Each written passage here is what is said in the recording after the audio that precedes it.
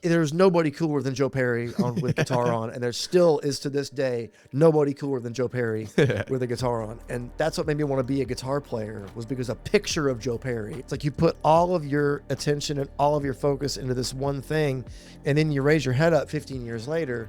What happened to my life? There is a part of like when you're doing this and deciding to be a musician, there's the drive, of course, and the determination, but there's a big part of that is delusion. Yeah. That you can actually make success in a field where 1% do. There's this really sexy self-destruct button that's right there, red, shiny, and gorgeous, that you just want to push and blow everything up. And you're not a victim to the alcohol. This is you, man. I did this, and you got to look at that stuff. It's a big deal to take accountability. And being emotionally sober is way different than just not drinking. Not only did I stop drinking, which is hard on its own, but then when you start doing the inward work, that's even harder. Personal growth is a hard journey, man. It's a powerful thing when you don't have to lean into anything else, but you're good in yourself. Yeah, I'm floating downstream at this point. What is up, everybody? This is Joe Adams, and welcome to the Relentless Pursuit Podcast. What we do on this podcast is bring guests from all different backgrounds, all different walks of life to share their journey and everything along the way that led them to where they're at today. We're here to make an impact, and that is what we do. So if that is for you, like, subscribe, all those wonderful things. And if that is not for you, I don't know what your problem is, but it's time to jump on board today. Thank you. Today, we're here with a man. He's the guitarist and bassist for Accept. He's played for Gene Simmons, Ace Frehley, Rodney Atkins, but most importantly, a man who has done serious inner work through sobriety, loss, and is stepping into a powerful new chapter. I'd love to introduce today Philip Shouse. In the house. Thanks, Joe. Thanks on for the having guitar me. We have. And on lead guitar. And on lead guitar. Okay, that's how it goes. Hey, man, it's awesome to have you here. Yeah, thanks for having me. Yeah, so how I got introduced to Philip, through our boy Nick Bennett. He's a trainer at the gym, and I've known Nick for a while. I've had him on my show along with Jeff. And Nick introduced me as the best podcaster there is. That's how it went down. Huge honor. Yeah. And so he linked us up, man, and you were like, I'm down immediately, and I'm honored to have you here. So should I call you Phil or Philip? It doesn't matter. I'm gonna go Phil. Okay. Yeah. It takes less time. Yeah, it takes us time. It's more efficient that way. Yeah, right. What does life look like for you today, man? Just give us the kind of the overarching, like what you got going on in this present day, with your career, life in general, even spiritually, internally, all that stuff. Really good. Really good? It's at a really, really good, exciting place. All kinds of new stuff happening very soon that are new for me, things I haven't done in my music career. Yeah. I'm having some firsts with that pretty soon. Okay. I can go into detail now. Yeah, so I was going to ask you, feel free to elaborate on like what you got going on. Yeah. My first solo record is coming out at the end of next month.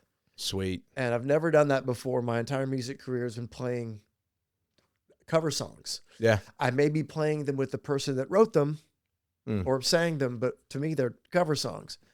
And with no real emotional attachment to anything. Yeah. Like Accept's been around for 50 years this year. Yeah. Yeah. Nuts. Which is crazy. And so that it's like that, for example, like with Accept, I'm up there with Wolf Hoffman, writer of all those great riffs, but I'm still playing his stuff. Yeah. And I'm not complaining about it. It's great. I love my gig. Yeah, yeah. And with Gene the same way, Ace same way. But this is my first time, going out as me. Solo. This is my name, solo, putting a record out there. It's got 5 original tunes. I wrote them with a great friend of mine, Alex Frehley in Nashville, and just see what happens. And I've got a tour coming up. A Swedish label is putting it out, so I've got a tour of Sweden and Norway coming up in March, and using a Swedish band of assassins. Sweet. What label is it? It's Wild Kingdom. Okay, cool. Wild Kingdom Records is putting it out, and luckily I'm friends with these guys in Sweden that were amazingly available for the whole month of March and could do all the shows. And I'm super excited about doing that. A big first for me. Are you going to play here at all? It's probably, I don't know. I would come. I'm not saying no. You'd have a fan at least. Maybe one or two. I'll bring Nick, I don't want to say no to anything, but right now over there is a lot better looking for me. That only because there's the labels there. My great band is there. I've got more connections there, like booking agent is Swedish, everything like that. And in touring around with Accept is so much more popular in Europe and everywhere else but America. Yeah. When we go over there, it's a whole other animal touring there than touring here. Everything is better. The audiences, I'm not downing anybody. I'm just stating a fact. The audiences are better. Everything is better there. And even on a smaller scale that I'm going to be doing, like in clubs, people come out more, they support more, they get more into it. It's a big difference between audiences there and audiences here. Dude, I tell you what, it's interesting you point that out, because that's something I've always killed me. I'm like, Europe gets all the best shows. Cause like I told you, I listen to black metal, I listen to death metal. I remember hearing Accept for the first time years ago when I was in the military, listening to some albums, and so to me, this is really cool because you're in that world of all the stuff I listen to, so these guys and you tour with them. And I saw y'all were headlining Carmageddon, I think. Yeah. We got a really big summer festival. About's playing there, freaking Wolfheart, some of them, Septic Flesh, some of my favorites. I'm like, God, I just want to go to this festival. It's like you can always tell how heavy the festival is by how many band logos you can't read. Yeah, right. It's like, okay, this is going to be a big one. And I think it's hilarious because here, I obviously all my closest friends would listen to similar music. We're spread out. But in the area, I tell people bands, and they're just like, what is it? Nobody listens to that. And I'm like, go to Europe, it's actually cool. It's a whole other thing. The festivals, they're absolutely massive. They're cities. Yeah. In these places, and it's just such a unique experience going over there and doing those festivals like that. It's great. Maybe I'll make it over to one of these festivals one of these days. You should. It's really when I can. Yeah, they're a lot of fun, and just the vibe's always great. They're always very well organized as far as artists, like an artist view. Yeah. And then when you got 70,000 people singing back at you, it's sick. Pretty cool. Yeah. It's a pretty fun day. Yeah. It's like you got Emperor, right? Yeah. They're one of the most impactful black metal bands of all time. They put out 3 or 4 albums. They haven't released an album forever, but they sell out shows over there, and they're playing at Brooklyn Bowl here, which to me, I'm like, but they deserve much more of an audience. You know what I'm saying? But I'm also excited. My dad listens to the same exact music, actually. So we're going to go. I got us tickets to that show together. That's great. When is that? It's April 8th. My birthday's April 6th, and I saw that. I just get home. Oh, maybe I'll see you there. I'd like to see them. Yeah, I'd like to go to them. Yeah. I mean, and that's the thing. They'll play, they'll headline festivals and they'll play big theaters and big rooms in Europe and come here and do that size. And they'll play a show every day almost. Yes. And I'm like, dude, that's exhausting. Which is what we do, which is what Accept does. Yeah. We come over, we tour the States, and the venues are smaller, and Europeans that come see us over here, that maybe live here now, are like, I can't believe I'm seeing you guys in a place like this. It's also a cool experience for people that really are big fans, though, to be had that more intimate setting. Yeah. So that's a cool part too. It's just so different. The audiences, I mean, it's a German band. Yeah. Even though the Germans live here now, yeah. And everybody's kind of in Nashville. Mark, our singer, is in New Jersey. Okay, cool. But so the fan base is still primarily, it's a big, strong European fan base. Yeah. And South America, everybody goes bananas. Dude, that's exciting stuff. I'm excited to hear your solo album. I'm definitely gonna be checking that out. It's nothing like it's a 0. If it was a 1 to 5 on a metal scale, it's a 0. Either way, I'm pumped. There's no metal on it at all. There's no guitar solos on it. Really? I got it done. It was like, okay, that's kind of cool. It's I had no direction because I didn't know what I sounded like, because I'd always played other people's music, and I always tried to really capture the vibe of the original thing I was playing. That's exciting, though. It's an ego thing. I don't mean a big ego. It's a thing where I come in I don't come in kicking the door in. I come in, I read the room, and I'm like, okay, I'm going to learn that solo the way it is. Yeah. Because if I was going to see this band, I would want to see somebody at least like play the signature parts and do a little bit, but I wouldn't want to see, I have no interest in coming in and rewriting anything. Yeah, for sure. So it's part of my respect for the music that's already recorded that I'm playing. It's not that, like wiping the floor. I'm going to do a solo do here. my own thing. You know, I don't do that. Yeah. So that being said, there was a lot of years of me not knowing what I actually sounded like as a musician. It's interesting. And so I turned 50 in 25.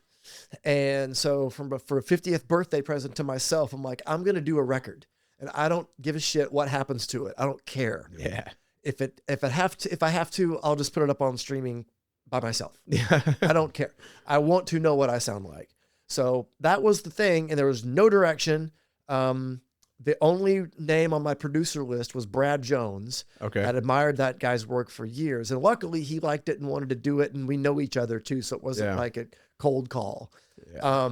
And so luckily he wanted to get involved and made it. And we really, he explained, I told him, I was like, I don't know what this should sound like. Yeah. I have no clue. And he's like, great, let's not have any clue until we get in there and start making it happen. Yeah, man. And so that's kind of how we went about it. I'm pumped for you. It came out great. And it does sound like me. Yeah. God, I love it.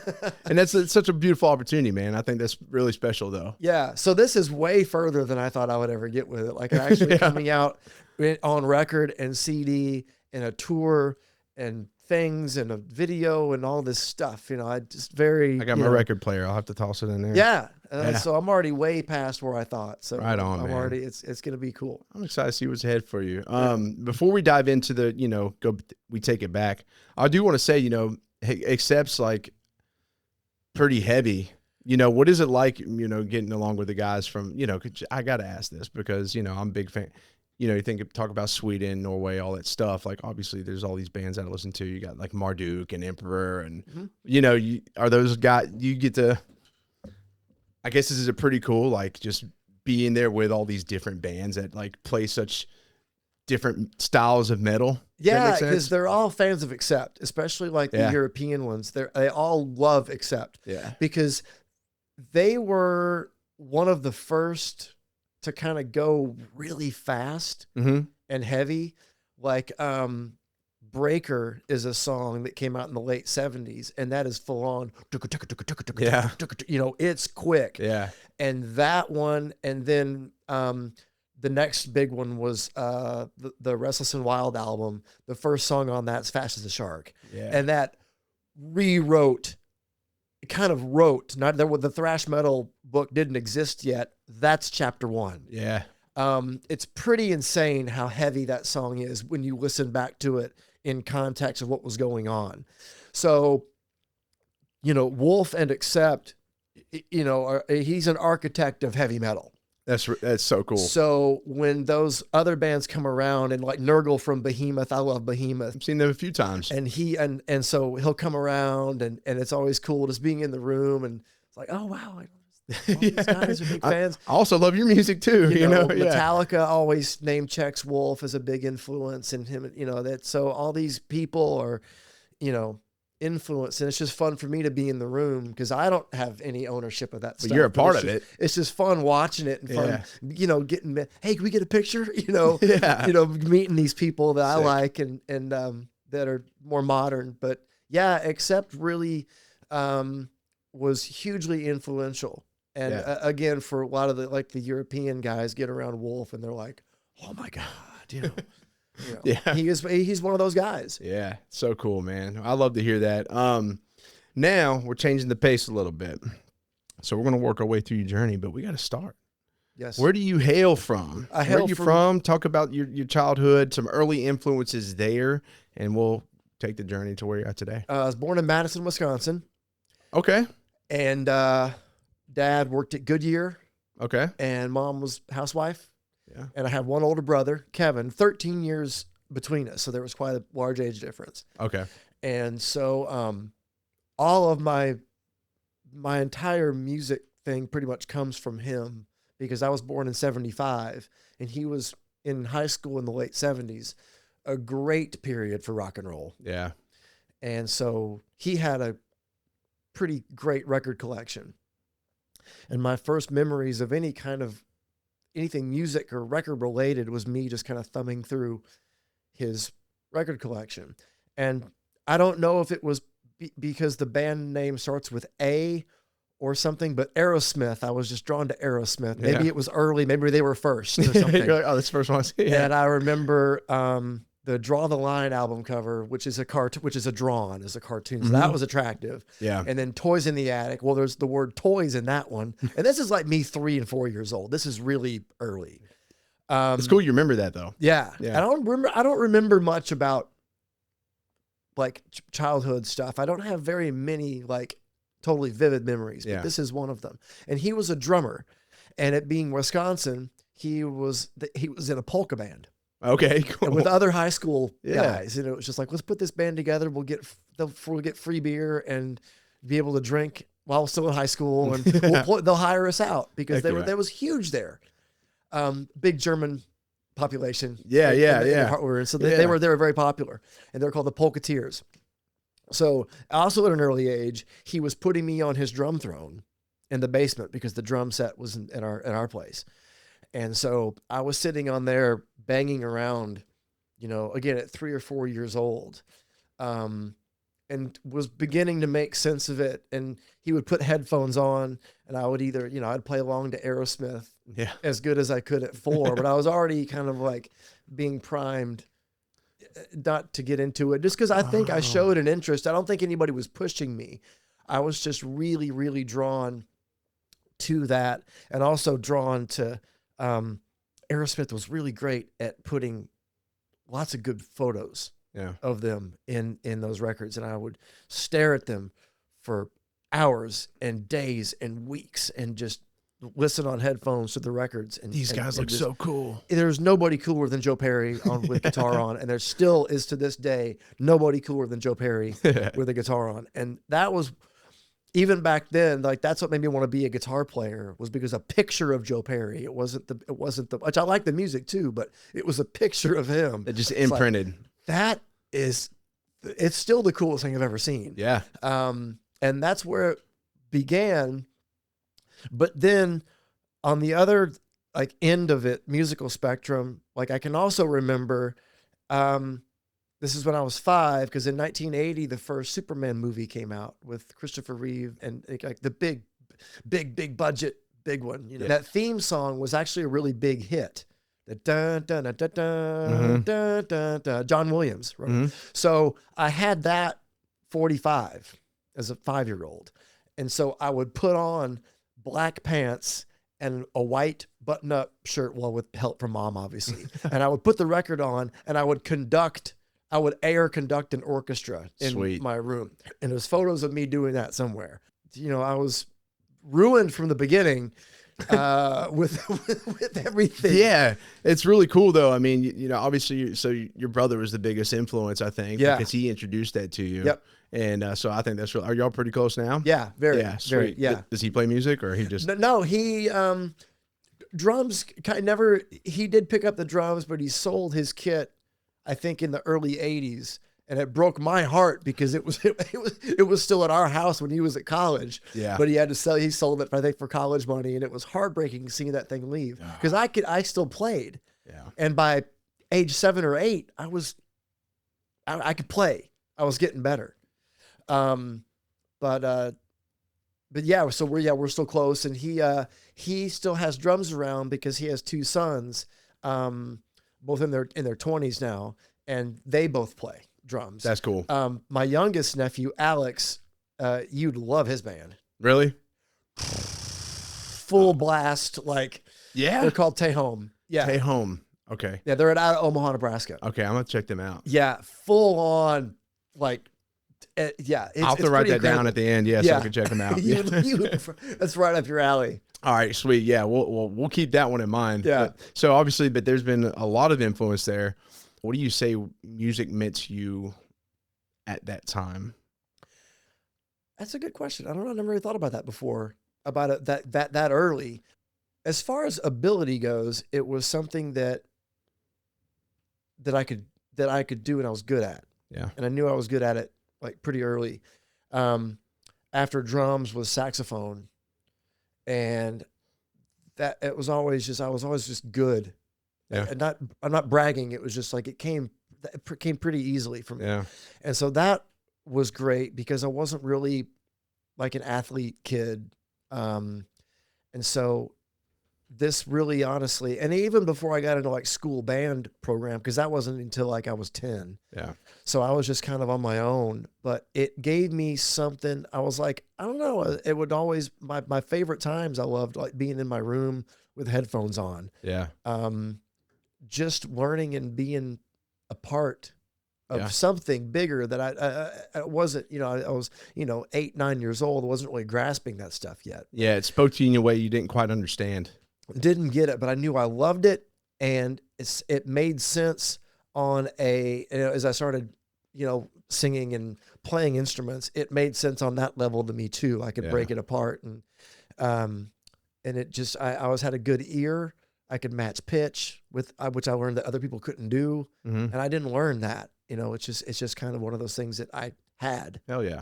And then when it's good you recognize that though. Like, yeah. And I did it early. It's like, I remember when I was playing, it sticks out when I was playing saxophone in school band, and I was playing some song on the radio, and I forget what it was. And it was like, where'd you find the sheet music for that? And I went, I just picked it out. And I went, what? Yeah. I go, what? You can't do that? And I didn't know. It's like, cause I wasn't around anybody. That was the first time I've been around like other people playing music. Mm-hmm. I wasn't in a group or anything until later. So it was kind of like, oh, that's just kind of like innately in me. You just broke away and you're like, yeah, but it was just one of those things. And then when you get into later on, when you get into bands and I was in the school band all through college and all those things, then you get in the teamwork aspect of it. And you get into like, and we were in high school, we were really good. When do you think it became your identity? Sorry to interrupt. I'm just curious because I know this probably ties in. Yeah, that's a big one.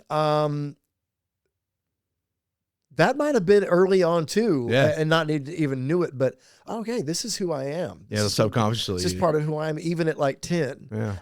Because one of the big, huge moments was I was 11, and the Beatles, it was in 1986. Mm-hmm.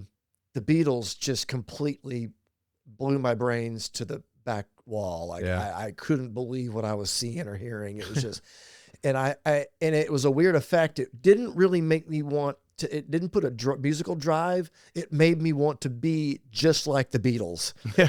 Like, and it hasn't gone away. It's like, I look crappy with a Beatles haircut. That's why I don't have one. But that was a huge one. And that was also I want friends like that. I want to make music like that with my friends. I want us to act like that. It was just this huge, like, monumental impact. Yeah. It had to hit me just like a kid in England in '63. For sure. Like it totally did that to me. And then the next one was just 2 years later, but 2 years and 11 to 13 is a big deal, was Van Halen. Yeah. And I was in such a Beatles cave in 86 and 87. I didn't even know about Motley Crue or Whitesnake or anything. I didn't know any of that existed. So when I heard Van Halen in 88, it was like hearing it in 78. I didn't know. It was just, what is that? Open a whole new door. Is that even a guitar? Yeah. And then that was just I remember that moment when I heard Eruption for the first time. I get emotional because it was such a huge, my life went another way at that second. Really? Yeah. It was just like done. Damn. Like it was a huge moment. And so music is, I guess then the guitar more became my identity.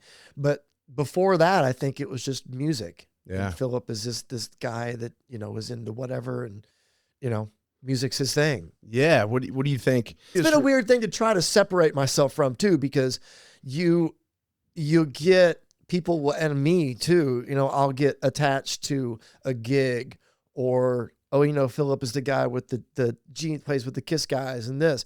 And then during 2020, when I wasn't doing any of that stuff, it was a pretty interesting thing to like, okay, can I separate myself from this?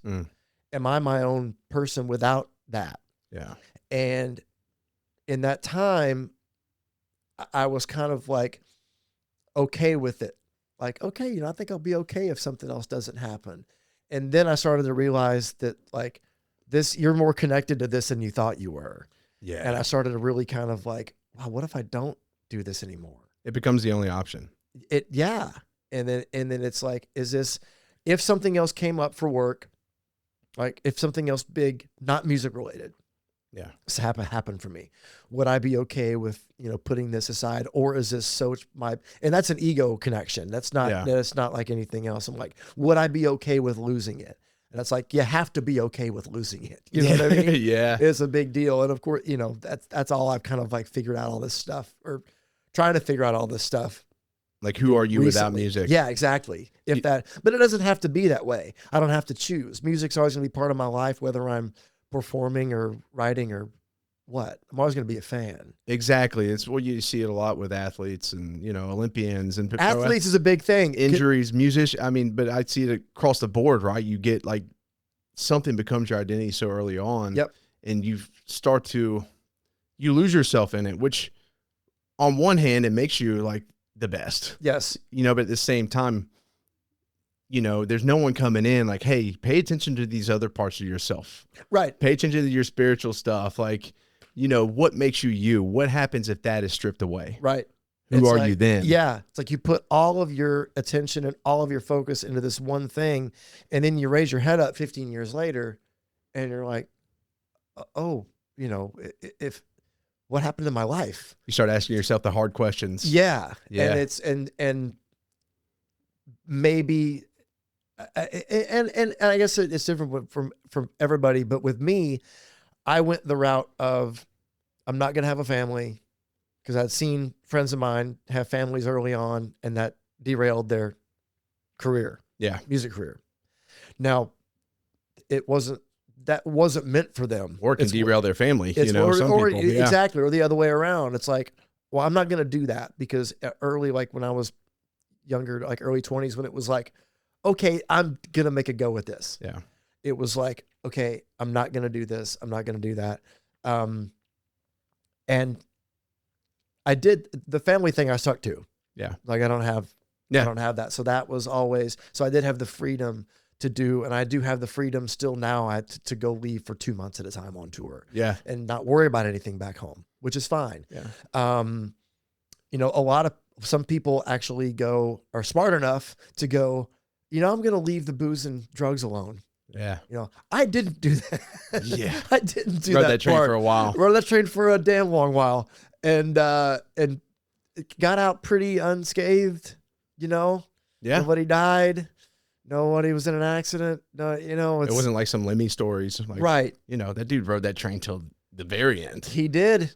He had to. I think his doctor told him that if you stop, you're going to die. Yeah. Yeah. So he had to maintain. Yeah. You know, a lot of people don't get out.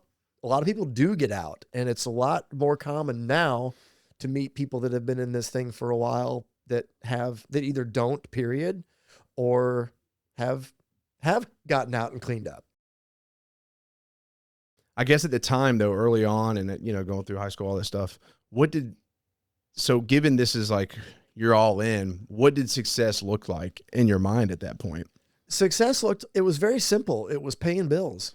Paying bills and rocking out. I didn't have any like huge thing. Of course, you know, you think about, you're going to, you know, and when I was, you know, in high school in the early 90s and things, you know, rock bands were still viable and rock bands were still successful. Yeah. Like, and you got record deals and MTV played videos, and that meant your thing was successful.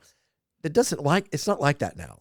No. And so the rock band was the kind of main goal. I didn't really know that there was this kind of other thing that I'm doing now where it's like you're a freelance guitar player and you back up people. I didn't know anything about. When I moved to Nashville, I was as green as you could get. Yeah. I don't know how anything worked. But I've forgotten your original question. Yeah. No, well, I was just, and that makes a lot of sense. You were following along well. Is what did success look like to you? Yeah. Right? Originally it was being the rock band. It was a rock band. And then it was like, if I can do this and pay bills and have make a living, that was really it. Yeah. I didn't have any huge, delusions of grandeur, even even when I was like dreaming. Yeah. It was very like, And now I'm like, well, that worked. Maybe I should have shot a little higher. Yeah, for sure. Doesn't hurt. Never know. But no, that was it. Yeah. When was the turning point of, your music success? Like, when did things really start to kick up? It didn't really kick up until I moved to Nashville in 2004. 2004? So I was 29. So, but I'd been doing things in Alabama and trying to do as much as I could. But it just wasn't happening. Yeah. Nothing, I don't have one of those like, oh, we almost had a deal or we had a deal and got dropped. Like nothing even came close. Yeah. And I reached a point where in one of the bands I was in, we were coming to Nashville and playing every couple months. So I was beginning to meet people. And then for a couple of years of that went on, and I really reached a point in 2003 where it was like, I'm kind of in Nashville more than I am at home. It was in Decatur, Alabama. Yeah. At the time. It was just 2 hours away. So it was an easy trip. Not far. And it's like, maybe it's time to move. There's nothing going on for me here. Yeah. Like nothing. And I had to make a decision. And so I did. I moved up. I had a girlfriend at the time in Nashville and moved in with her, and was in those bands. And it was just the next year in 2005 where I had an audition with a country guy. And luckily, even then, I was open-minded enough to be like, okay. Country? Sure, yeah. I mean, it wasn't, and it turns out he wanted me to be just like I was, because it was at that time, country, it was David Lee Murphy was who it was. Okay. And luckily, around that time, country artists were looking for kind of like rock and roll Leonard Skinner gunslingers, and that's my wheelhouse. Yeah. And so I had long hair down to my ribs, bell bottoms. Like I stuck out. Yeah. At that time in Nashville, there wasn't a lot of people like me that looked like that. And luckily they wanted me to be that. And I was kind of like nervous coming to the audition. They're like, no, man, do your thing. That's cool. Like, go back there and turn your Marshall up. It was Marshall amps, Gibson guitars, Les Paul at my knees.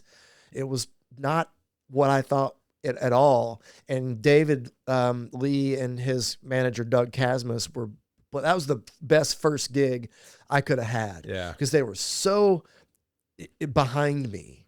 Like, no, man, turn that thing up. I can't hear you. Get back there and do your thing. It's like, all right, this is cool. They were so encouraged. Start shredding. They were so encouraging, and encouraging me to be myself and to, play the songs the way they are, but do it my way. And you don't got to copy anything and, stick to that, but do your own thing with it. They they were great to me. Nice, man. And then you started getting more opportunity as that evolved. Yeah. Everything from there just was word of mouth, really. Yeah. That's kind of the first audition I did. Any other audition I did was kind of like we're just going to see if this works. We know it's going to work, but for the people that don't know, we just got to get you in here and play. So everything else was kind of word of mouth, and it's like, oh yeah, this guy's great. If you want that thing, he's the guy.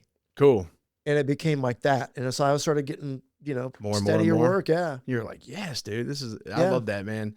It's just that you were consistent. I think just consistent showing up to opportunities that weren't really in your wheelhouse, but still be willing to take them on anyways. If I was available, I took it. That's great, man. You could sit there and be like, well, I don't play that kind of music. I did tons of pop gigs, pop country rock, then rock stuff all the time. And I was always kind of doing my own rock and roll shows in Nashville, when I wasn't doing country, when I wasn't doing my main gig. And then eventually you got opportunity with, Gene Simmons, Ace Frehley, and, I didn't accept, I'd say came after, or I don't know for sure, but obviously it evolved. And, I'm sure you've talked about the music journey on shows before and pretty in depth, but like briefly go through that. Yeah. So I always had a gig, which was great. Cause it was always, money and touring.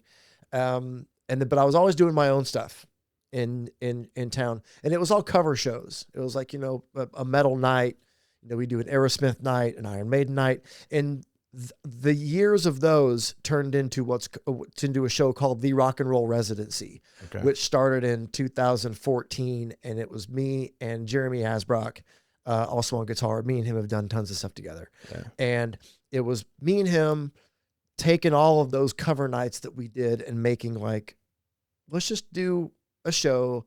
And we know a lot of the people now live in Nashville that made that music. So we'll see if we can and we know them. So we'll see if we can get some friends out and make it a kind of a cool night. Yeah. And we'll do it for a month. It was going to be April of 2014. And we did it at Dan McGinnis, which was on the Roundabout. It's where Tailgate Brewery is now. Okay, I know what you're talking about. It was a great Irish bar. Yeah. The great big bar in the middle of the room. Why'd they get rid of it, you know?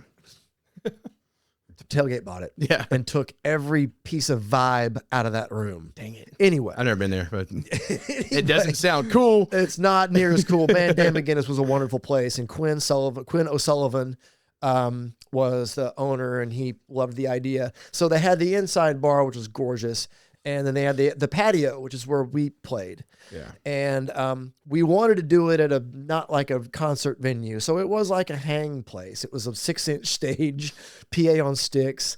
And we had Alice Cooper out there. We had Robin Zander from Cheap Trick out there. We had the guys from Deep Purple out there. We had Lizzie and Joe from Hellstorm out there. We had Rachel from Skid Row, Kip Winger, Mark Slaughter. I know I'm forgetting people. Those are some big names. It turned into 5 years. Dang. So the thing was hugely successful, and it had a big thing about had a big part in putting the names involved in it, like on the map. Like if you want rock, it was on a Tuesday. So people were home from the road. We picked a weeknight on purpose, and it became the thing to do. And it was just the thing to be at. The place, and it had nothing to do with us. That was all the people that came to it, and this kept coming and kept coming and kept getting bigger. I never knew that. And that was a great time. It was a very special time when it was, those times in Nashville. The influx was happening. People were moving, but it wasn't totally overgrown. And the scene has totally changed now. Not complaining, not some bitter old man. It's just, it has. Yeah. But that was a really great period of time when that show happened at the right time, at the right place. For sure. And everybody was coming out and seeing it. Everybody was happy to come play with us. And I got to share the stage with, when we ended up moving to Mercy Lounge, after Tailgate got it. And then at that point, Gene came and played at one, like, Derek St. Holmes from the Ted Nugent band, like all these people were coming in. We were becoming friends, all these people. And it was just, it was great. I got to share the stage with so many friends now and heroes, like musical heroes. Yeah. But I just, that was a really special time and a big thing, for us to do in Nashville. It kind of like really put our stamp down. That's some really cool history. Yeah. And it's something to be said about, like,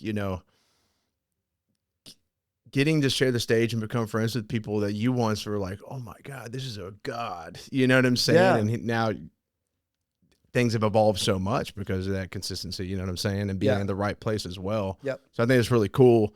And it's wild how you talked about, had me reflecting on a conversation I had with a friend of mine that does music.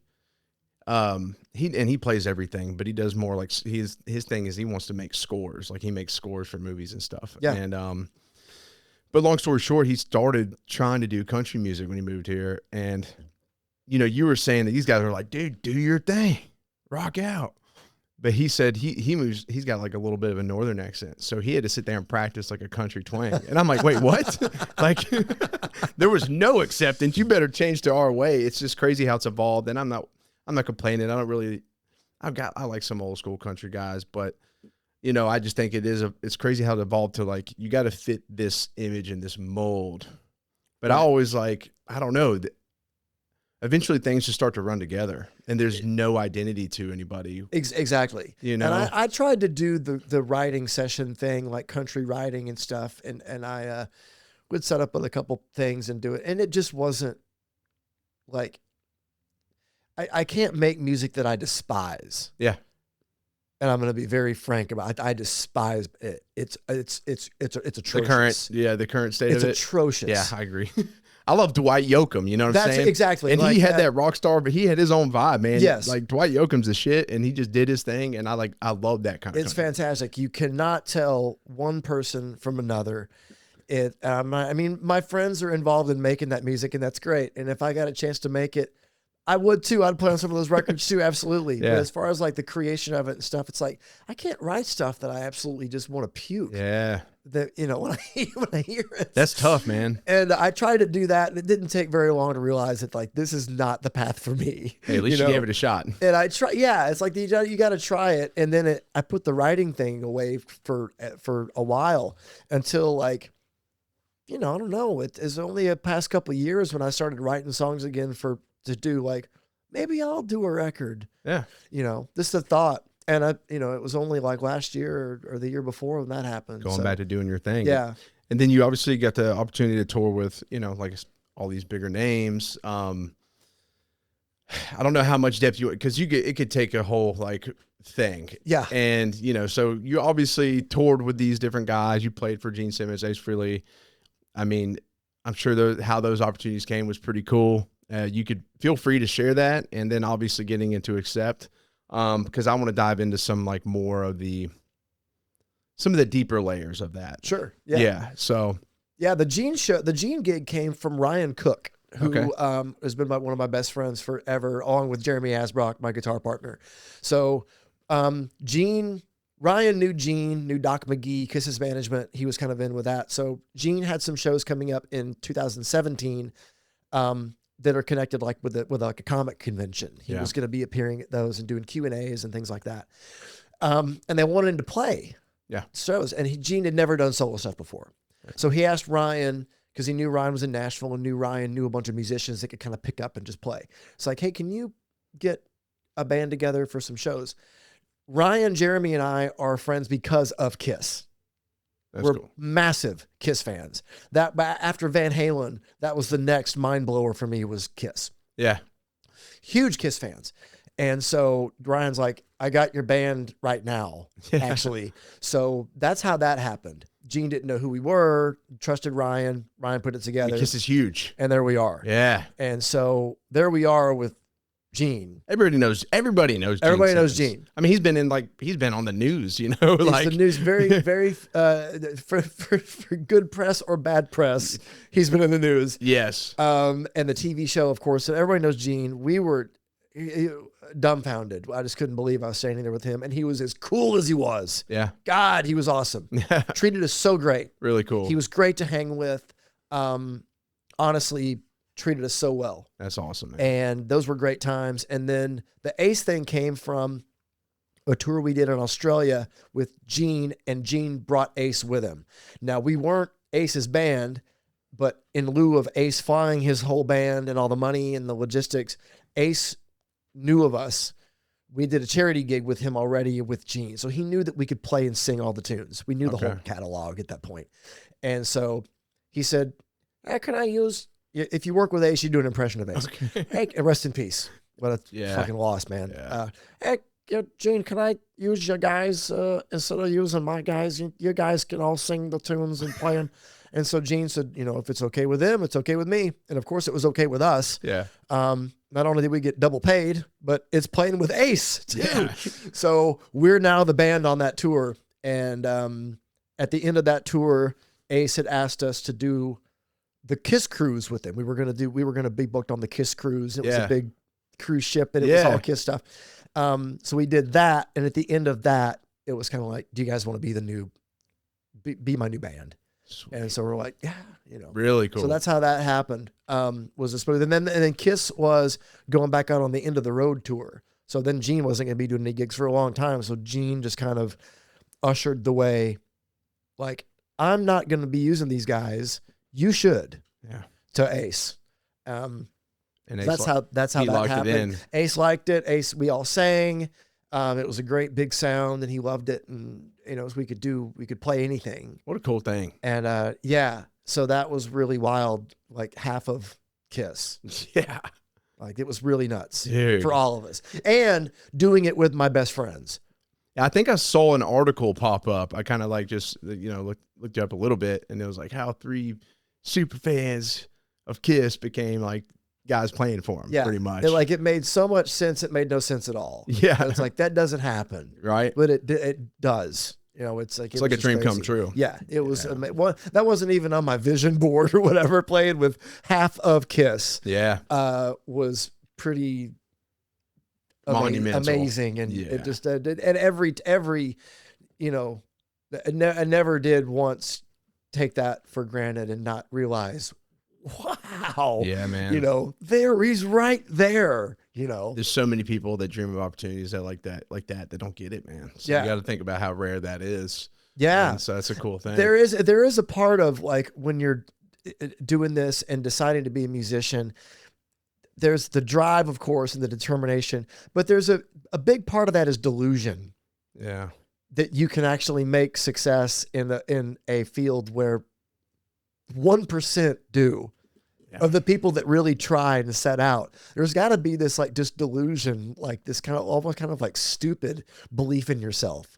Like this, I get that. This delusional view. Like why do I think I can do this when 98% of the people that try then you believe you can. You believe you can, and you just have this. It's not a normal determination. There's something else there to it. It's delusion. Which is like, I don't know. You can't even really put it into words. No, but it just like, you don't need to know exactly the percentages or whatever. Like, even if someone put all that, here's the chances they put all the data in your face. You're like, yeah, I'm up there at that percent. Doesn't matter. Gonna get there. I'm going to do it. I'm like, all right, dude, whatever. Good luck. Yeah. A phrase, I don't know where I heard it, but it was a saying that stuck out to me. It's like, people, you think that, well, that just happens for other people. Like to everybody else, you are other people. Yes. I love that. And that stuck with me when I heard that. I don't know where I heard it from, but it made a lot of sense. And it was like, well, why can't, things like that happen for me too. Well, I look at some podcasters like Joe Rogan and Andy Frisella and stuff. And I'm like, they're huge channels. And I'm like, honestly, the only thing they got on me is time. Exactly. They were consistent. They kept going.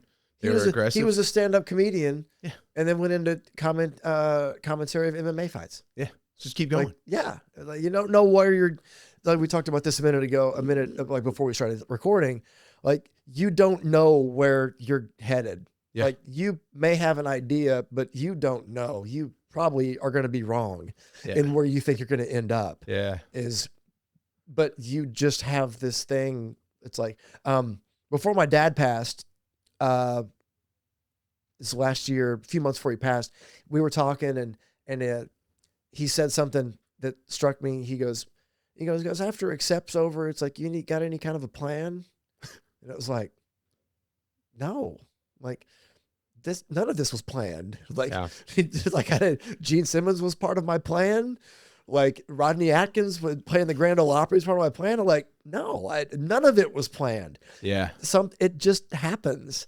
And I know that something like, when that part is done, something else will happen. New opportunities will arise that fit this next season of your life. Yeah. It's never failed to work. Yeah. It's never been like I thought, but it's always, it's consistent and it never fails. I've been taken care of. Yeah. We can go on and on about plans. It's like when I get, even when you're a kid or you're going to, you get out of the military, whatever, what's your plan? And it's just like, I don't know. I want to do this, but like that might change, and then things happen and life plays out how it does. And you're like, oh, it's like, you got to have a 5-year plan. What are you talking about? You don't know it. I may not make it to 5 years. It's a reality. Yeah. It's like, I don't know what I'm going to, like, I have no clue. And maybe that's because of the job that I'm in is because I'm always flying by the seat of my pants. It feels like, that somebody that has a regular salary job somewhere in an office, maybe that does have some kind of relevance, but I don't know what that's like. So a 5-year plan for me would throw it in the garbage. Yeah. And you're rolling solo, Yeah, exactly. I've got to I also have to keep in mind I got a wife and daughter. Yes, you know? exactly. That's so the whole thing. There's more planning Right. coming into play, right? But still, you got to be able to like flow with things. Because if you're not doing that, then you're just going to meet resistance, and you're going to fight that, and then you're really just going to sit there treading water. Because you're not playing. You're trying to play God with your situation, with your life, and that ain't happening. Yeah. You know, we're not in control of anything going on Except for our reactions to it, and how 110%. and how we handle things. Yeah, that's it. Yeah, man. It's just, you know, I say this all the time, but the simplest concepts are the most difficult ones for the majority. Yeah, absolutely. Like, you know, it's just like some simple logic, but people are just like, nope. Most people don't even go into that kind of inward looking. Yeah, you know, most people don't do that. It's really, but it is hard. I mean, it's the hardest thing ever you can do. Yeah. I know that if not to take things personal from people, because, you know, if you truly like taking something personal, when somebody says something to you, especially if they're hateful, it's usually just a projection of their self, right? Them. Yeah. But most of the time I still take it personally at first. Yes. Fortunately, I'm able to sit on it and be like, you know what, that's more about them. But at first I'm like, who the hell do they think they are? And you're aware of it. Yeah. But that's a huge step. That if it still gets a rise out of you, but you may not react immediately. Huge growth to do. It's like, because I was very reactive. And now I'm kind of like learned that, you know, just what you said. It's like, it's not personal. It's how they feel about themselves. Yeah. And that's a thing to swallow. And it's like, it's a big ego thing. And it's like, they're not attacking you. You got nothing to do with it. Yeah.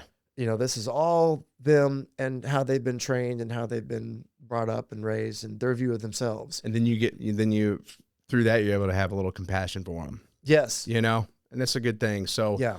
You know, and there's a book, I don't know if you're much a big reader, but it's called The Four Agreements. It talks about, okay. So you probably read that. It talks about, that's one of the lessons. Yeah. Take things personally. Yeah. And I'm like, and that's a really hard thing, man, because it can really feel, it's like, it can really feel like someone's attacking you. Yeah. But it's all internal, you know, even when I lash out, you know, it's something that's in me. Yeah. It's, you know, that's being triggered by whatever's going on the outside. Yeah. Typically it stems from like fear, you know? Exactly. It's all, fear, and it's all fear and ego stuff. Yeah. Yeah. Totally. Taking us through a bit of your journey in the music industry and in rock and metal. Real quick, when did you join Accept? My first thing with Accept with Wolf was in 2017, and then I didn't join until a member. I didn't join as a member until 2019. Okay, cool. You're a rock star, you know, essentially, right? And so with that comes, you know, so many beautiful opportunities, amazing memories. But, you know, like you had said earlier on, you didn't really give up the alcohol and the party. And with that comes a lot of chaos. Yes. What parts of that life, this life, do people not see? I don't even know if mundaneness is a word, but the mundaneness of it all, like the traveling, the sitting on a bus for hours, the sitting in a dressing room for hours, just the waiting to play. And that's just, you know, an hour. It's constant, you know, 75 minutes, but then you got all this other time. And some people, you know, fill it with golf, a lot of golfers. Really? A lot of golfers on the road. It's just a way to kill the day. Yeah. A lot of exercise, a lot of folks pick drinking to kill the time. Yeah. So you need to find something, because you have so much time during the day on the road. Where it's different than it was with Motley Crue in '87. It's not. It's everybody's this now. Oh yeah, backstage. I thought someone was actually calling you. So. Everybody is this backstage all the time, and so it's a lot tamer and more boring. And I mean, the crowd I'm in, I'm 50, and I'm sometimes the youngest person around. Yeah, and so these guys have already done it. A lot of them majority of them have cleaned up and, you know, got sober and just don't do that shit anymore. Yeah. Or have tamed it way down and are just regular guys with families and that go to work. Would you say there's a lot of pressure that comes along with the success you've had? Not really. not really outward. Yeah. There was some inward pressure, and this has to do with like drinking, because it was like there was some inward pressure to live up to this party personality, the good time thing guy that I had going on for a long time. Yeah. And there was pressure to keep like that up. And it may sound silly or very egotistical to say that, but when I hear it myself saying it out loud, but there was actually this thing. It's like, well, I'm the show up fun party guy, and with the, I'm the young one. Yeah. And there was, this is like, in my mid 30s and, 40s. Yeah. Early 40s, mid 40s, when I was, when that kind of came, when, the bigger gigs kind of came, that thing kind of came with it. And I felt a responsibility to kind of keep that going. Yeah. Whether it's my health benefited or not. The life of the party it type didn't of. it didn't matter. It was like, I have to keep up this thing. How long? I mean, I'd say, you probably were drinking on off, throughout your life, but when did it become super serious? You said around then, and how long did it last? It's, so I started really late. I started in college. I never had anything in high school. Oh, really? Nothing at all. Like didn't smoke a cigarette, smoke a joint, anything until college. Okay. And then I made up for lost time. Yeah. Quite well. And drank all the way until actually in 2005 in Nashville, when I got my first gig, I actually stopped drinking at that point. Okay. Not for good, but I knew it was at a certain point where it's like, okay, I'm going to have to knock this shit off. It hindered your progress. If I'm going to have a career, this has got to go. Because I was blacking out all the time. Everything else was involved. It was just, up for days and that kind of thing. Yeah. And so I was like, all right, if I'm going to have it be taken seriously and actually can function, this has got to stop. So I did. I quit for I think 5 years or 3 years. I went veggie at the same time. And I forgot which lasted 3 years and which lasted 5 years. So I had two big things I stopped at the same time. No alcohol and veganism. In January in 2005. So that lasted a while. Yeah. And then with alcohol, when you stop for a while and you decide to start again, you pick up right where you left off. Yeah. There's no ramping up period. Bam, I'm back, baby. And then from that, went until 2021, November 3rd, 2021 is my sober day, is my day one. So going hard until then, and I knew it was wrong the whole time. I knew that it wasn't good for me. I had this cognitive dissonance all the time in my brain. Every sip I took, every snort I took was like, this is not what you're supposed to be doing. But I just kind of the more I did it, the more that voice went away. And I knew it wasn't right. I get that.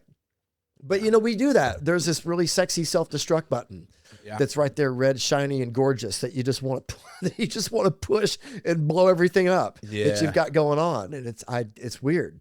Yeah, but when you get to a place where you've cut that out and you've grown a lot, your discernment becomes sharper though, and you listen to that more. Oh yeah, you know absolutely. What I'm saying? That becomes the loudest voice in my head. Yeah, and I'm grateful for it. And it's interesting you say that, because reflecting on my past, I went to college and I drank, and I was a football player, right? So we'd have the get-togethers in the basement of my house, after the games, and we'd all drink. It was typical high school stuff. Yeah. College came, started smoking some weed, got addicted to pills. I was like, oh, I love these things. Started snorting Xanax, all that stuff, man. I got really hooked on that, and that was a black hole. Mm-hmm. And there was a lot of reasons for that. And I've really reflected on that a lot. I'm grateful for that. I had a pretty powerful moment when I walked away from that person, went in the military. But then even then, the military was like, okay, well, I'm not doing pills, but I'm drinking all the time, because that is a big part of that culture. Yeah. So heavy drinking, so many blackout weekends and even weekdays. And then you get out and then I got involved with some motorcycle stuff. And, so after the military, it's drinking, but let's add in cocaine and God, every and time vehicles. Let's get on the bike. I just did a line. I'm sober now. Exactly. It's 3 a.m. I could throttle all the way up, and just so ridiculous. Yeah. But something about that, there's an appeal to it, you see why people get sucked in because you're living on the edge, like living fast. Like it's very rebellious, romantic. Yeah. Romanticized thing. Exactly. It's fun. You love it, but at the same time, it's the most toxic thing for you. Yeah. And like I always, had that same kind of thing in my head, like stopping and thinking about things before I did them. Right. Yeah. But I found like now I'm able to be like, no, I'm good. Rather than before, it's like I'd stop and think about it and then I'm head first. Like even if I think about it, like I'd still jump into it. Yeah. Now those decisions are much more clear and there's a lot more purpose. I got a family, all that stuff. But I mean, you realize like how much shit you don't remember. And it sucks. Yeah. Like, man, I got a bunch of memories that are lost because I was blacked out. Yeah. Jeremy, again, has a great memory. And we were in Gene's band and Ace's band together. And he'll bring up an incident that's like a pretty like remarkable incident that something happened. I'm like, I got nothing. I wasn't there. I was like, you sure I was there? And it could be during a show where I definitely wasn't drunk then, but if that contributed to like just erasing so much chunks, like I may not have been, at the time intoxicated, but it definitely, helped get rid of a lot of stuff. Yeah. Like, I don't remember that at all. Like, was I made that one? Yeah. It's kind of a bummer, It is. Yeah. Like a lot of stuff. Makes you wish I'd written a diary. Like I'd actually like written down like, oh, this show happened and this odd thing happened to the show. And that way you've got it there, but I've got nothing. So yeah, I've got just chunks of my life that I don't remember at all. It's kind of crazy, man. You can see the guys like Gene that never did anything. Also, he was always pretty. Never, very staunchly. I mean, even like through when we look at it, when he was super famous, the 70s. Yeah. And he still didn't do anything. Yeah. So when you look at how he held up and like still has all his wits about him, like good shape and all that, versus the people that didn't and that instead of still doing it, it's a big, it does take its toll. Yeah. Yeah. Because then, you get to that older age too. And it's either you're completely drained or you're able to like tackle new things. Right. Because you are clear-minded and stuff like that. Like, you can't, there's a lot you can't do in that state of mind. You probably know yourself, like taking on the new project you're doing. When did it come to a turning point for you? When were you like, okay, I'm done with this shit? It's people tell about the rock bottom stories, which I have some, but what led to my like most recent sober date where I haven't drank in 4 years, it wasn't a rock bottom thing. It was just, I just was done with it. I'd find myself at bars just drinking forcefully. Yeah. Just like, I don't even want anything. It's like I'm beered out, I'm liquored out. I don't want anything, but I'm still drinking. I'm still having this. And I was like, I just was one morning, it was like, all right, I'm not going to do this. And it wasn't it wasn't like I wasn't involved in any kind of like program immediately. Yeah. So it was just me stopping and drinking and not really doing any self-work. So I didn't really have any kind of thing to fall back on. I had friends that were sober. And I was going to some meetings of things, but I wasn't really getting into the work. I wasn't really doing anything. Yeah. Which when you had a problem like I had and you just stopped drinking, well, that's fine. That's all fine and good, but you're just not drinking. You're just not taking your medicine. You're still an alcoholic. Yeah. You're just not, you're still having all these symptoms, but now you don't have anything to cope with with this stuff.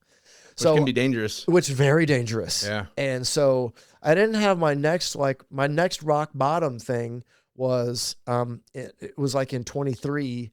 And that's what got me into like starting the self-work. Okay. And like doing like a thing, getting into the self-work, learning why I drank in the first place, learning about all these things and learning about why I was the way I was with substances and anything really. It's just like, once you're an addict, and you can insert destructive behavior here and it works. And it's really easy. Yeah. Yeah, it's easy to just to drink all the time and be. Yes, that's totally. That's the way it fixes it. Yeah, personal growth is a hard journey, man. That's the toughest thing you're ever You going got to to do. face so many pieces of yourself. That's why nobody does it. I think everybody should do it, regardless of alcoholic or not. You should do something like this. Yeah. Because when you get into it, it's amazing how little you're talking about alcohol. Mm-hmm. Like whatever program it is, it doesn't matter. It's like you get into it and it's like, oh, this is psychology. Yeah.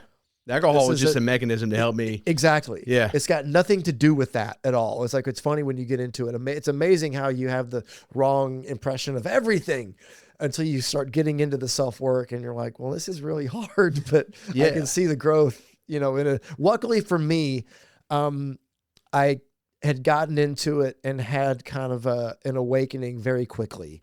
It doesn't happen like that for everybody. Yeah. And so luckily it was like, oh, this is the right thing for me. Hell yeah. I'm in the right place with the right people. Because that's a thing too. You can get into a thing and the wrong group of people can turn you off. But this was just the perfect combination of people and literature and concepts and things for me that I needed at that time. And it was completely, literally saved my life. Yeah. So I was going to ask, like, what does sobriety actually require from you? But I think you answered that already, because you started, but you were still like, you were just kind of absent of alcohol. You were still having issues, internally. Yeah. So I'd say, not to speak for you, but personal growth journey was what is required for you in sobriety. Absolutely. Yeah. And being emotionally sober is way different than just not drinking. Yeah. That's just your dry, which is great. You got to do that. Mm-hmm. You got to do that. And it took, like what I went through was awful, but it was the best thing to ever happen to me. Just like we're talking about your wreck, because it put me in this work. It put me on this path. Yeah. And this, I can't imagine going through, my dad's death in September, and I can't imagine going through that, even not drinking, but just not having the new tools that I had. Yeah. Like I can't imagine going through that pre this. Yeah. Like being there for my family, being at peace with everything. And I can't even fathom my life without it. You started to take accountability and ownership. And yes. We victimize ourselves by these things. It's like, look what the alcohol did to me. It's like, no, you're not a victim to the alcohol. This is you, man. I did this. Yes. I brought all this into my life. It's my choices. Everything I've got a part in. Yeah. Any beef I've got with somebody, I've got a big part in it. And you got to look at that stuff. And, it's a big deal to take accountability. Yeah. And to actually not just say it, but actually then like realize it and go, wow, I've caused a lot of shit. Yeah. I fucked up a lot of stuff. Yeah. Maybe like I got out unscathed as in like, there's no DUIs, nobody got hurt, killed, but there's a lot of collateral damage. You think I hurt a lot of people. What's like if you don't mind me, just give me an example of just a crazy situation that maybe happened. I'd hurt a lot of women, hurt a lot of girls. I was an asshole. Oh, breaking hearts. Was not good. Yeah. Not good guy. And just lying. And just, when you're in that, when you're like an active addict and you're, medicating yourself and you're not being honest about anything. Yeah. It's easy to just be super selfish and just live your life that way, which is what I did for years. Man, I look at my past and I've definitely broken some hearts too, and it's one of those things I just like, man, it's a dick. God, I was a dick. Total dick. Just like, I can freely admit that now. Yeah. And you do feel bad for it. Now I'm the best man. When I met my wife, I'm like, I'm going to be the best man I can. Yeah.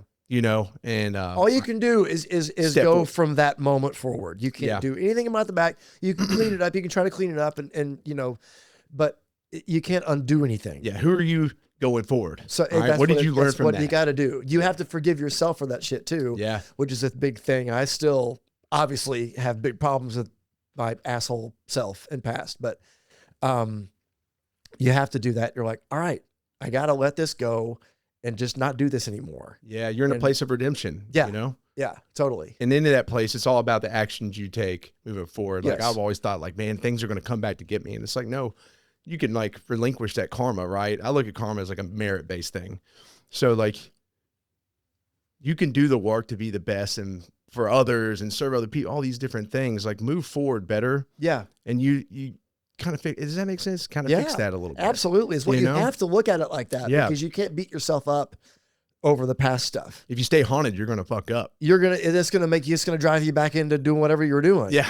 And you're not going to actually move forward. And you do have to move forward. You have to cut it loose. Yeah. And like, I did what I did. I feel horrible for it.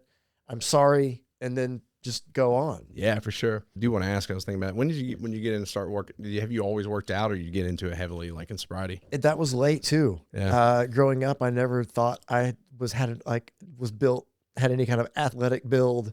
And then it turns out I am a little bit if I exert myself, if I find myself. So I've been, Nick hit me up in a really great time to hit me up, because I'd gotten to a pretty good routine. And then when my dad passed, when my dad went to the hospital, I kind of stopped everything. So I hadn't really done any kind of healthy movement since September, and had kind of let my diet get a little bit out of control as well. Like I eat like a unsupervised kindergartner, pretty much. So I'm working on that too. And then so Nick hit me up, and I trained with Nick years ago, like a long time ago, years ago. Yeah. And I always really got along with him really well.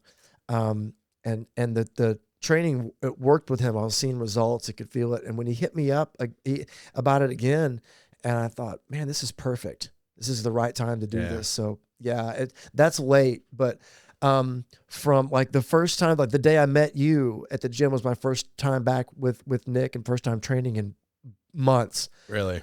And stars aligned, man. Leaving there, I felt the greatest in every aspect in months. Like I physically felt great. I was sore, the good kind of sore. This was, I earned this. I did something. Yeah. And like felt mentally amazing, sharp. I felt so good. And I told him, I messaged him, I was like, dude, this is just perfect. It felt so great. It felt so great. Yeah. I know it works. I did another one of those things. Like, I know what to do to make me feel good, and I don't fucking do it. Yeah. You know, if you get up every morning, if I get up every morning and don't lay in bed and get up and don't start doom scrolling and get up and do your stuff, you're going to feel incredible. And that's going to carry you on the whole day. You're going to get so much done every day. You're going to feel good. Yeah.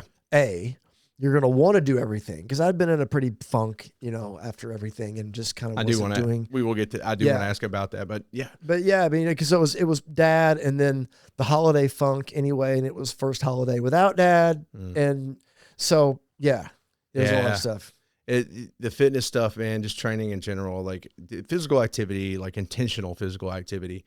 There's a big difference in working physical labor and then being intentional about like just taking care of yourself. Yes. Right. Yeah. And cause I thought a lot of guys are like, well, I work all day. And I'm like, yeah, but it's not the same thing. Not the same thing. It's not. I do get that you're exhausted and don't want to do it, but it's different. Because it takes a different mindset to place yourself in a gym setting or whatever and exercise. Right. Yeah. So that right there is a special thing.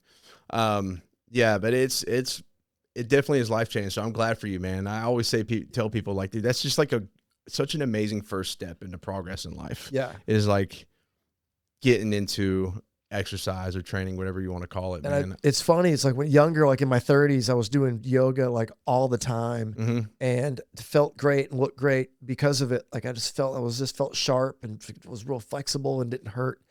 And as you get older, when you need to keep doing that stuff, that's when I stopped.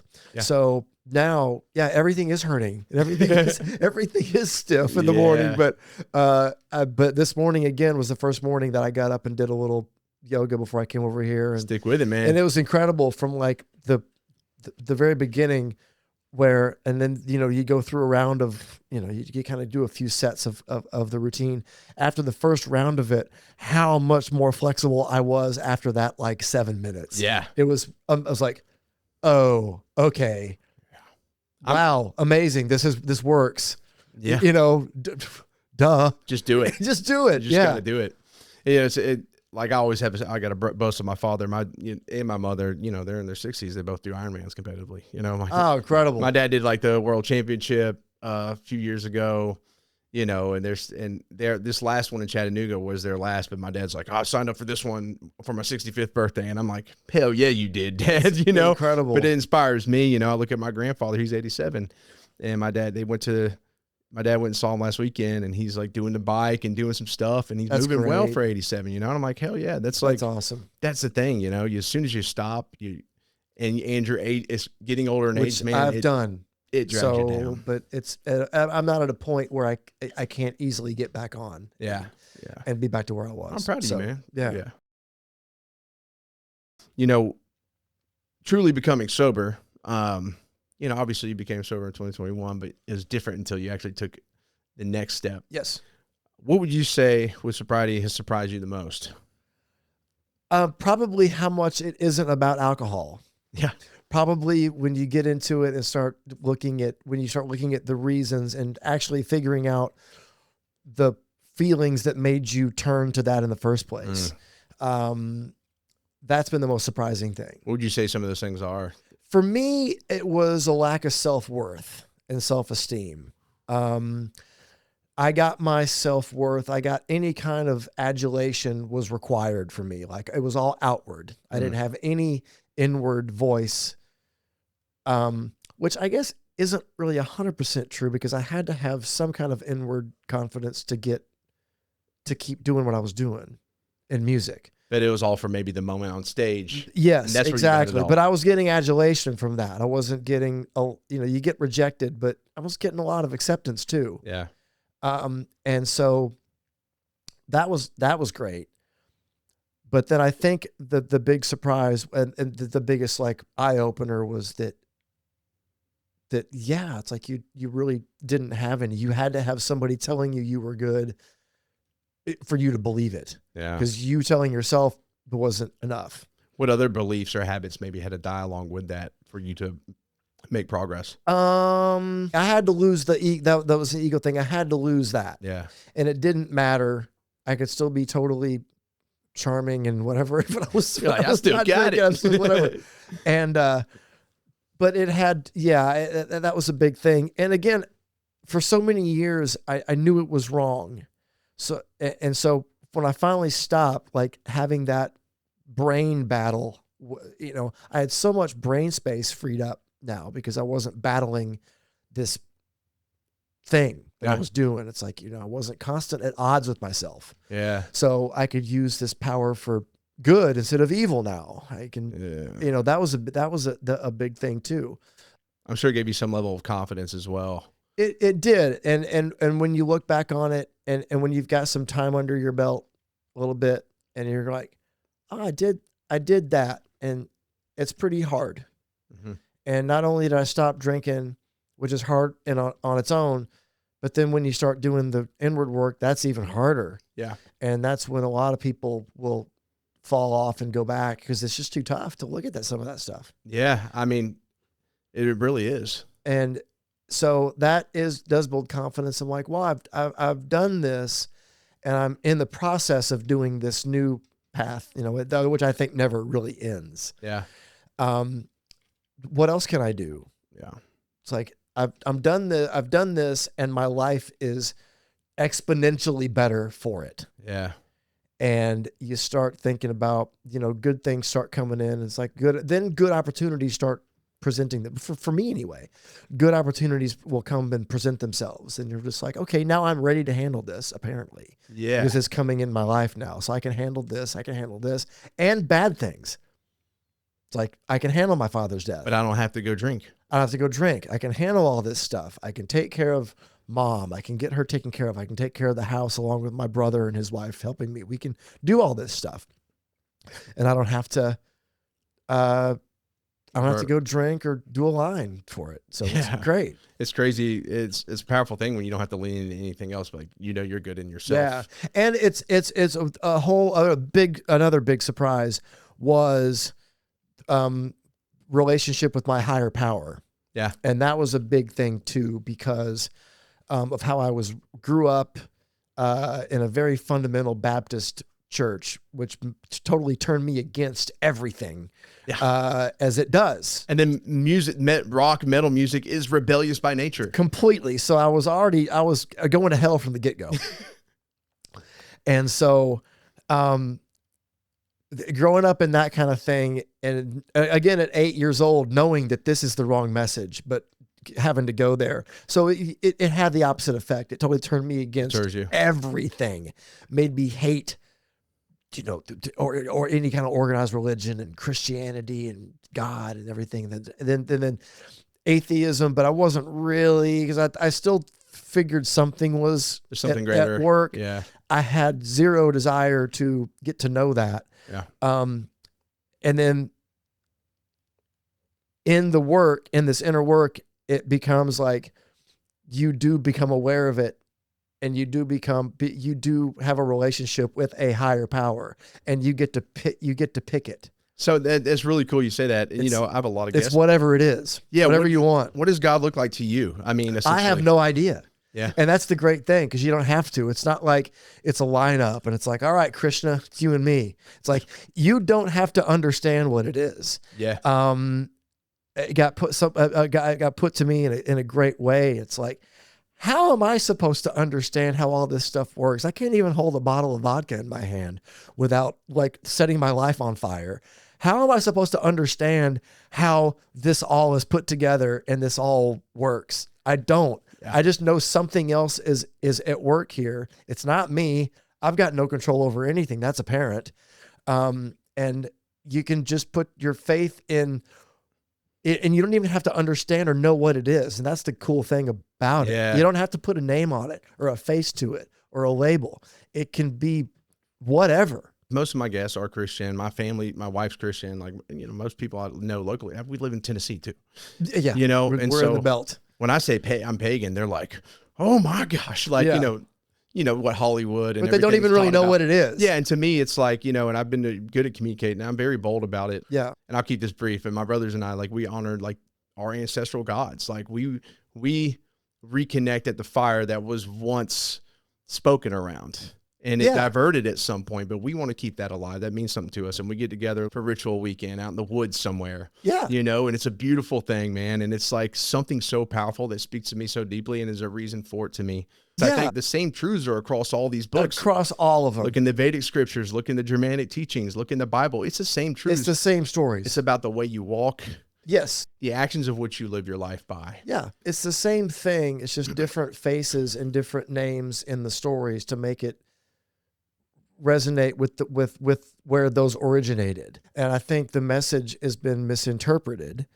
Is it faith or fear? That's what it comes down to. Are you a lot of people say things based off of a fear. Fear God is in there, and it's like, well, that's a horrible message right there. Yeah. It's like, well, it's not fear like fear. It's like, what do you mean? It's like, fear. Like most of my life was built off of like scared to burn in hell for eternity. Yeah. That's your motivator.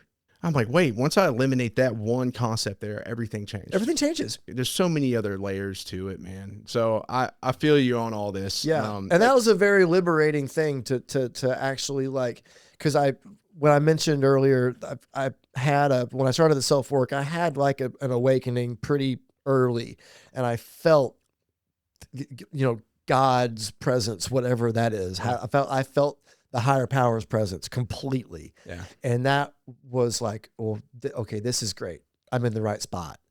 And also when my dad passed, he passed during surgery.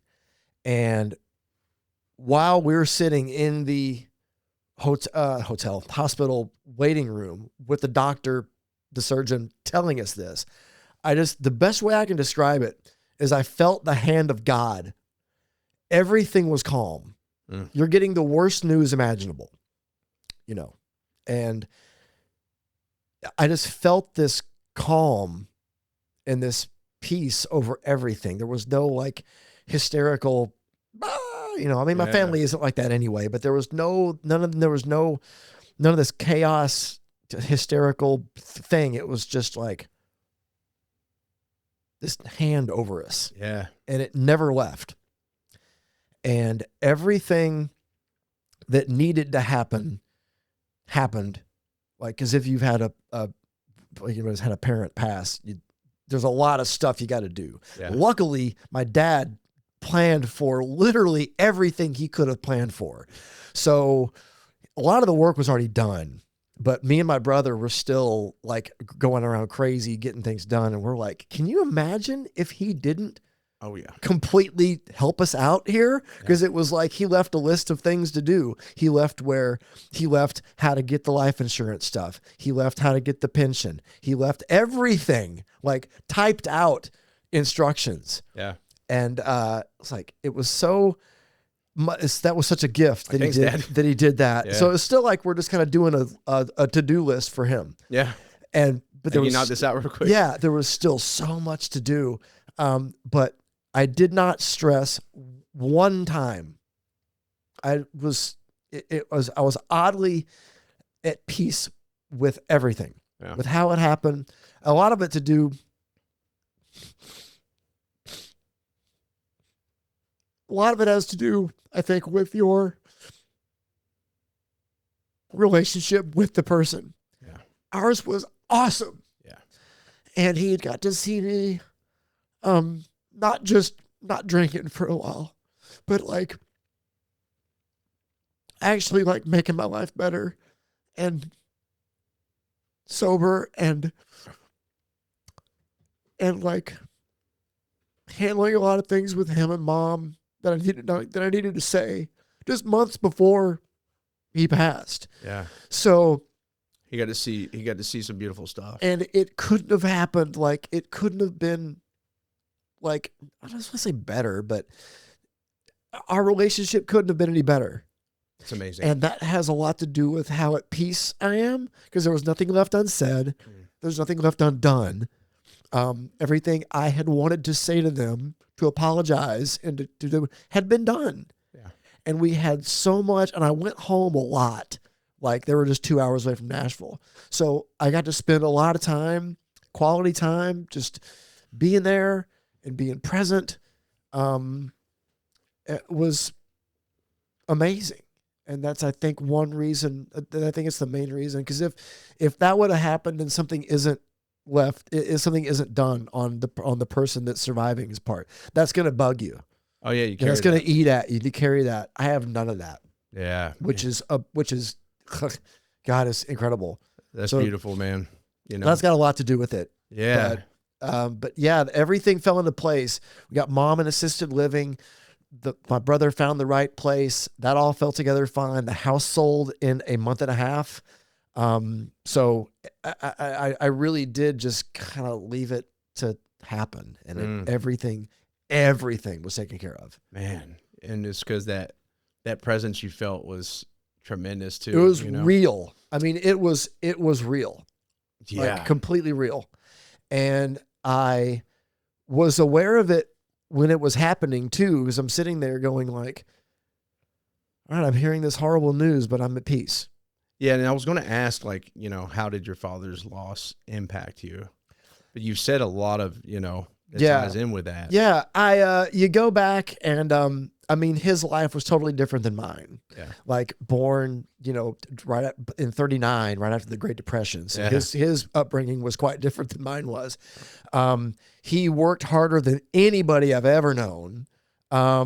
Didn't have a college degree, but worked his way up into a really high managerial position with Goodyear. Okay. And so we did move around a little bit. It was at different plants, but he treated everybody the same. The main thing I remember about Dad was all his coworkers were just like, at the plants were like, I've got dirt on everybody in this plant except your dad, because there is none. He was as clean as you could get. Yeah.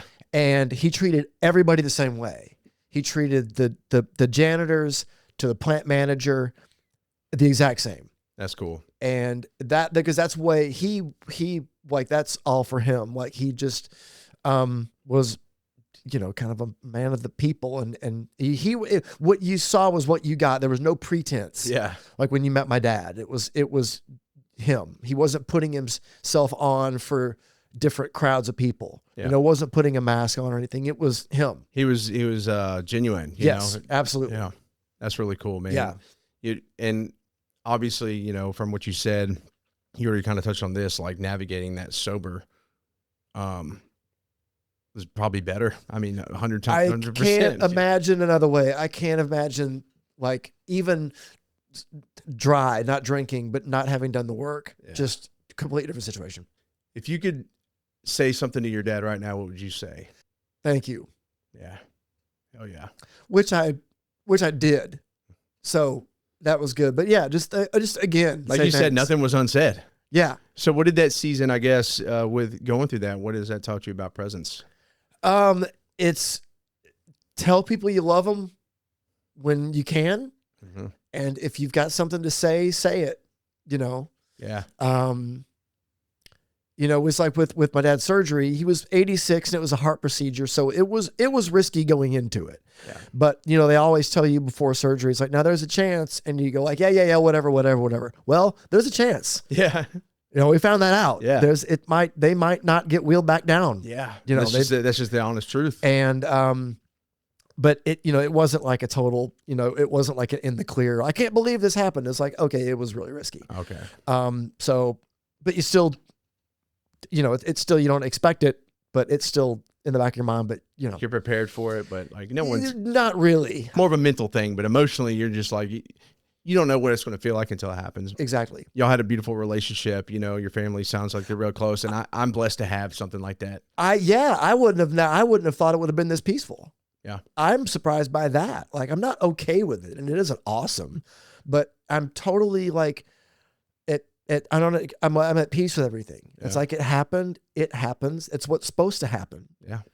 It's just how it is. It's totally throws mortality in your face when you lose a parent, because I was freaking out about turning 50. Like that was really like, for a few years, it was like, oh my God, it's coming. You know, it's coming up behind me. Yeah. So turning 50 was a big deal. And then 2 weeks after I turned 50, Dad passes. And so that was a thing, the age, and then losing a parent is that just throws it in your face. Mortality is something I pay attention to a lot. Which you don't really, like, you're younger and you know it's coming, but you don't really know it's coming until like you start like running out of time. Yeah. And you're like, wow, man, this is odd. And you lose a parent, and then you're really looking at it, you know, then you're dealing with it. Yeah. You know.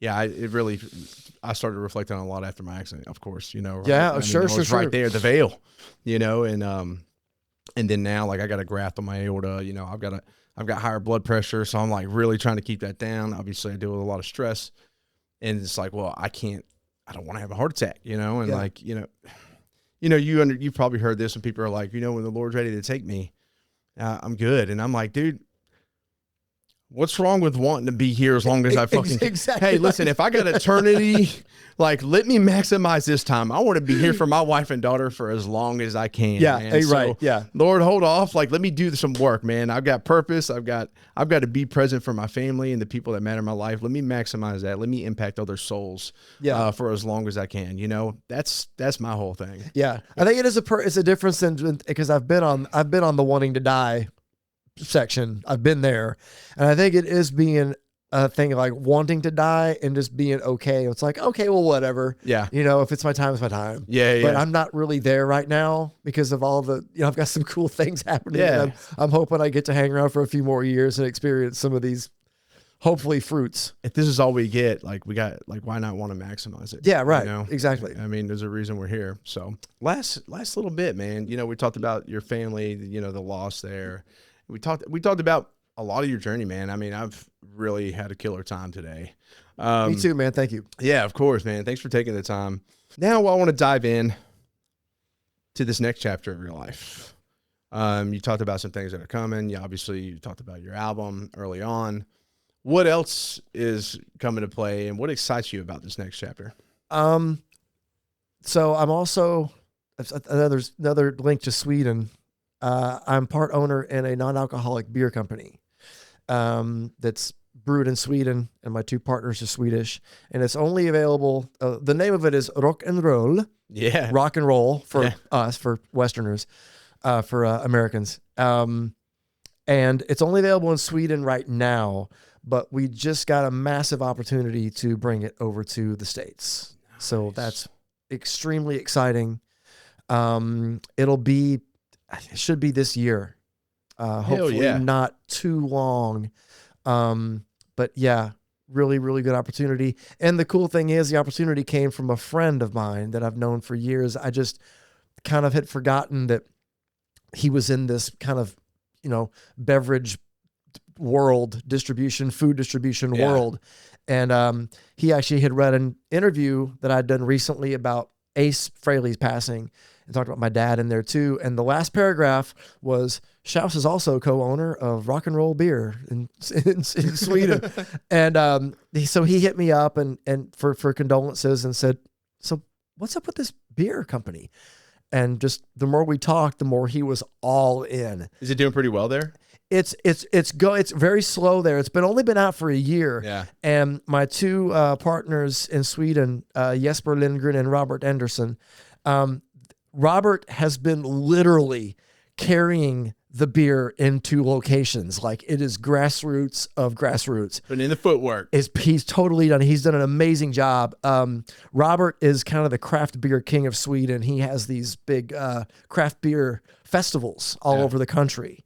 So he has a big name and is involved in all sorts of collaborations and knows all the breweries. So him getting involved with Jesper and I was the key to making it actually a real beer, like making it a thing you can hold.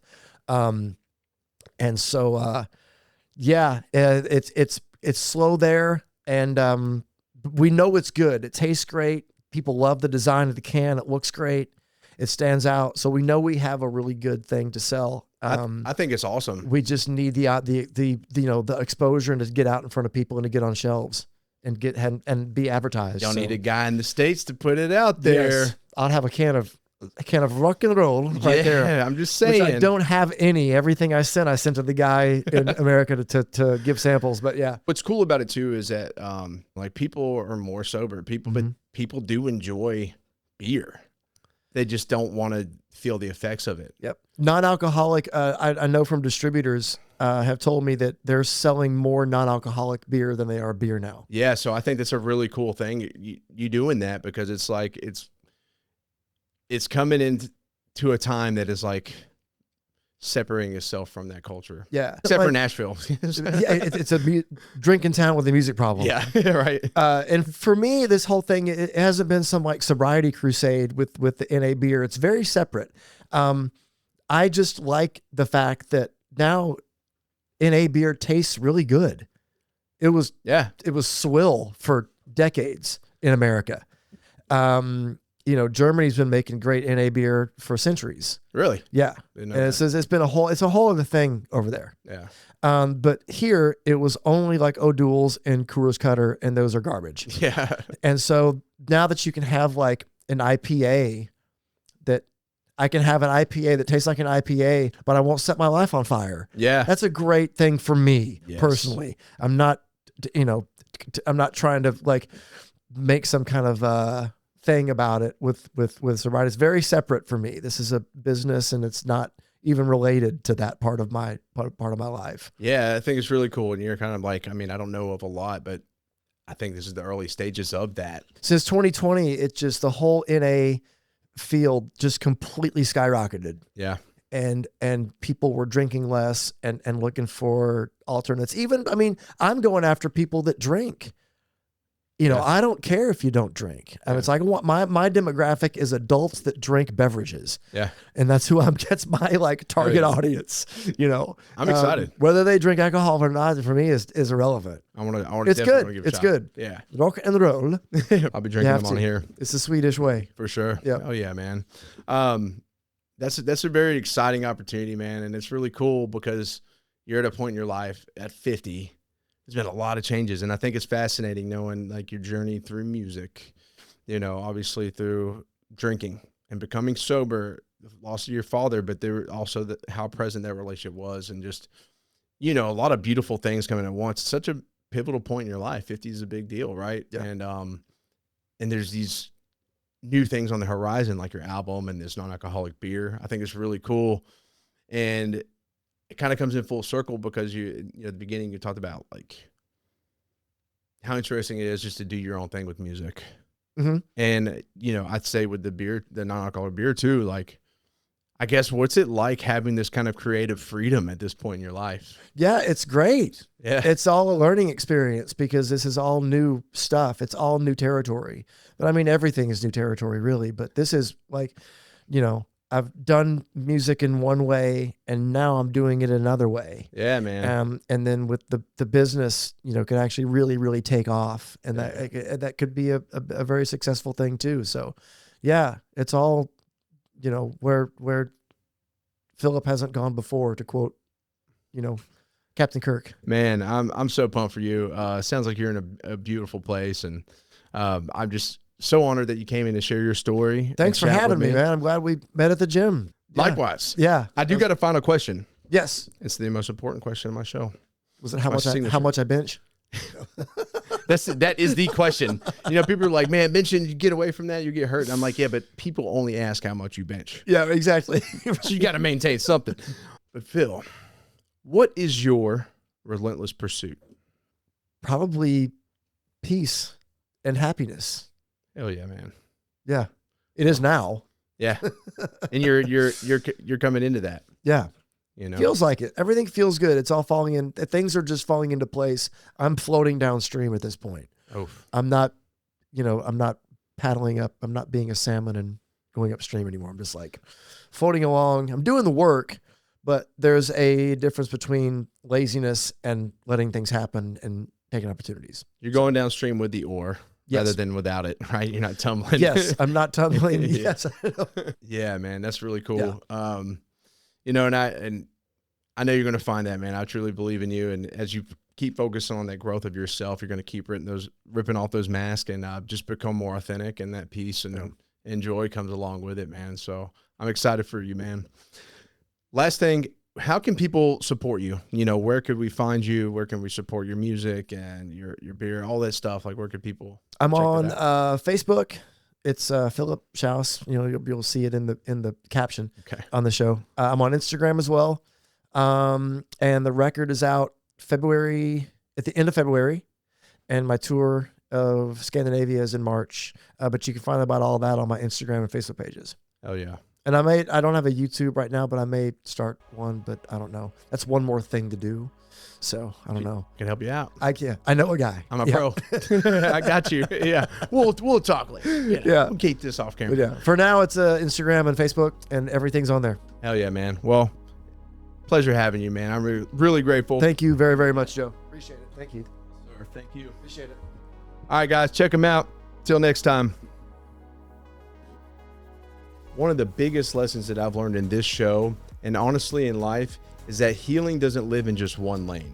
Some people find it through addiction recovery, some through therapy, some through faith, some through hard conversations that they've avoided for years, and some for finally being honest about what they're carrying. I started this show to give people a voice, to share real journeys, real struggles, and real growth. And what it's shown me is how many people are walking through similar battles, even if it looks different on the surface. Through this platform, I've been connected with people across so many lanes: addiction recovery, mental health, veterans and first responders, faith, marriage and relationships, trauma, and everything in between. I want to say this clearly.